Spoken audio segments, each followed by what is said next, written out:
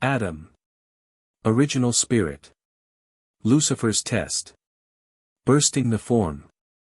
Anyone who strives to arrive at the truth leaves all darkness behind him. He will have an explanation for everything, he will know the correlation between all things, he will recognize that his path leads upwards, that he has found the connection with God, that he cannot err anymore because God himself conveys the truth to him.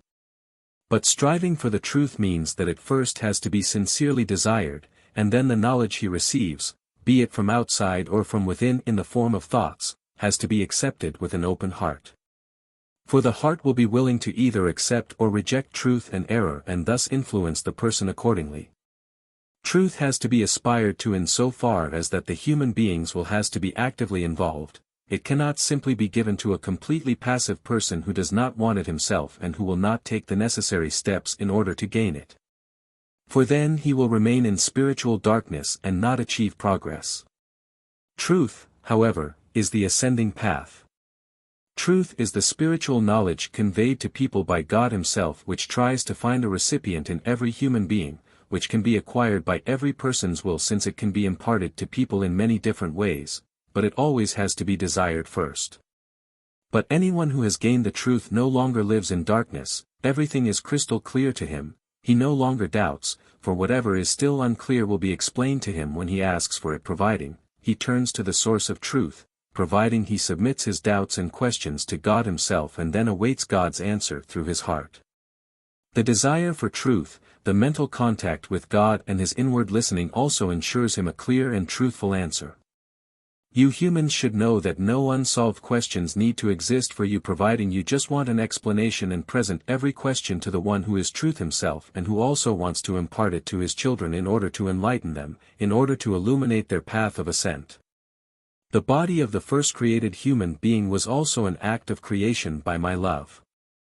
I then had to create an external shell for the fallen spirit once it had worked its way up from the abyss to a point where it was able to undertake its final test of will in complete freedom.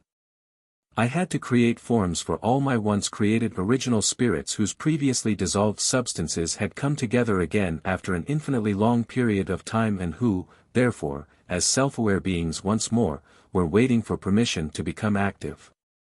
Creating the external form of such an original spirit was no different than the countless many works of creation which had previously arisen, it was my externalized thought which, through my will, appeared before me already completed. But giving life to this created form was only possible by permeating it with my strength of love. The originally created spirit, however, was my emanated strength of love. Hence it only needed to take possession of the external form in order to turn it into a living being.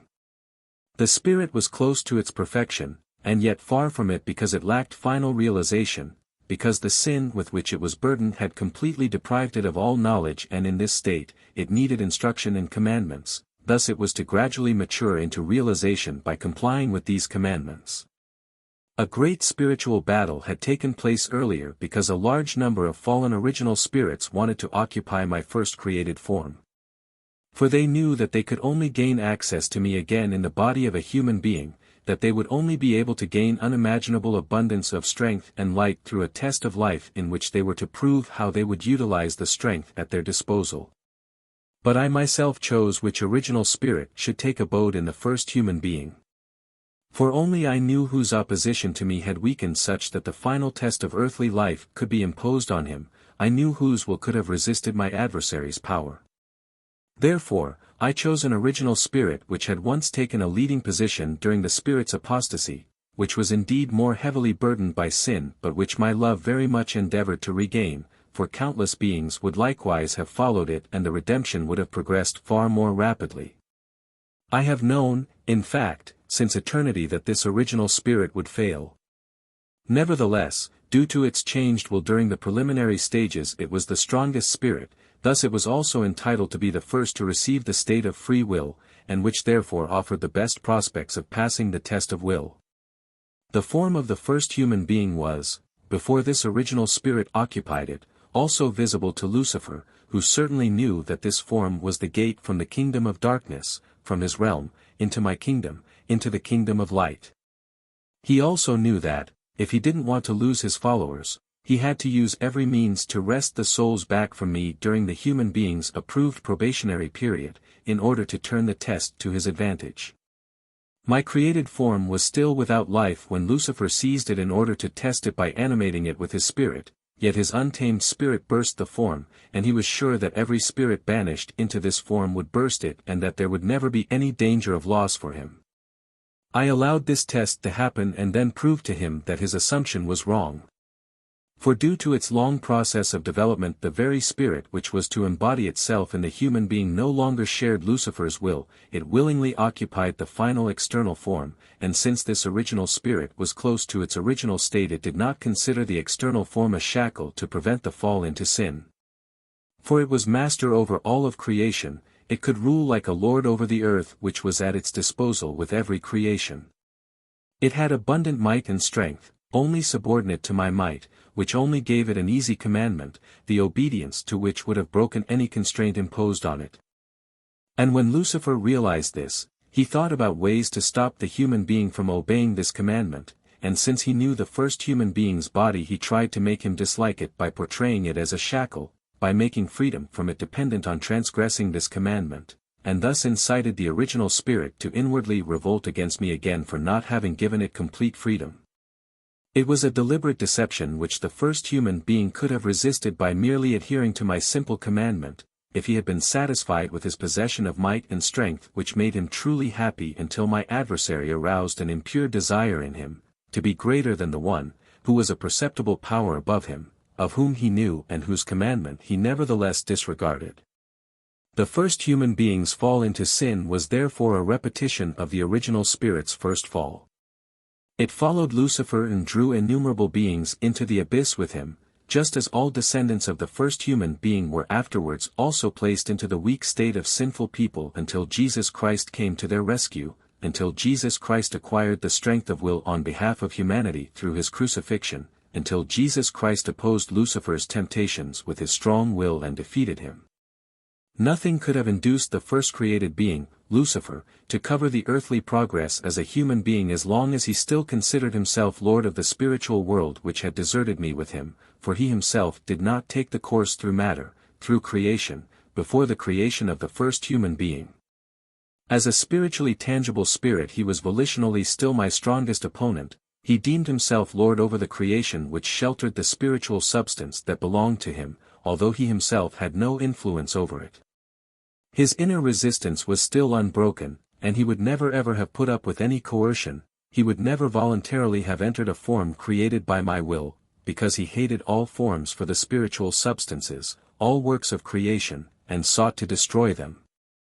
However, his power over the works of creation had been taken away from him, but then he was granted influence over the soul when this was to make its free decision again for me or for him. He also knew that he was unable to destroy a form himself once it was inhabited by spiritual beings, and for this reason he inspected the first human being's form in advance, for his goal was to induce the original spirit which was to occupy it to destroy its own external form, because he believed that he would thereby provide it with the freedom which I had taken away from the spirits due to the works of creation. He wanted to stop me from completing the plan of salvation. The opposition between myself and him existed ever since his apostasy and will never be given up by him until he realizes that he is completely powerless, and in profound weakness and humility appeals to me to give him strength. For this reason, it would have been impossible to give him the first human body as an abode. For his will did not aim for ascent, whereas the past resistance to me by the spiritual essence, having passed through creation in the state of compulsion, had already diminished, and it was merely to prove just once more that it had abandoned its opposition to me and my strength of love. And Lucifer knew how far this spiritual essence had already distanced itself from him, and he also knew that there now was a risk of losing it entirely. And since the original spirit embodied in the first human being had once been his staunch supporter, he was particularly interested to bring it to fall. But he also knew of its present desire to become free from every physical restraint. And then I placed a second being at this original spirit's side, which simultaneously was to support but also help him with the test of his will. Each one could have supported the other to arrive at the final objective. I did not place the responsibility on one shoulder alone. I gave the commandment to both, and both were able to attain the goal together. And this second being was used by Lucifer, who recognized its weak will and thereby hoped to achieve his objective. The test of will had to be demanded from the first human couple, and in support of this test adverse forces also had to be active, for Lucifer fought for his living creations too, which he did not want to surrender even though they belonged to me as well. His plan succeeded, nevertheless, it did not stop me from giving countless beings time and again the opportunity to take on a new form in the human beings of this earth and thus to achieve an ever higher degree of maturity even if, due to the fall of the first human couple, the gate to the kingdom of light remained closed until the arrival of Jesus Christ. The first sin had delayed but not cancelled the spiritual being's redemption, for what the first human being had failed to do was achieved by the human being Jesus. He was stronger than my adversary for he availed himself of my strength. He was and stayed in contact with me through love and voluntarily accomplished what the first human beings did not fulfill as a commandment. He completely subordinated himself to my will and proved his devotion to me through his suffering and death on the cross.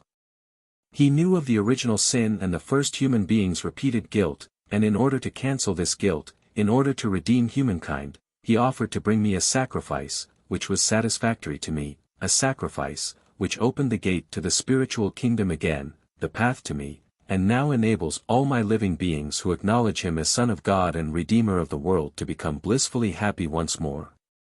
Amen.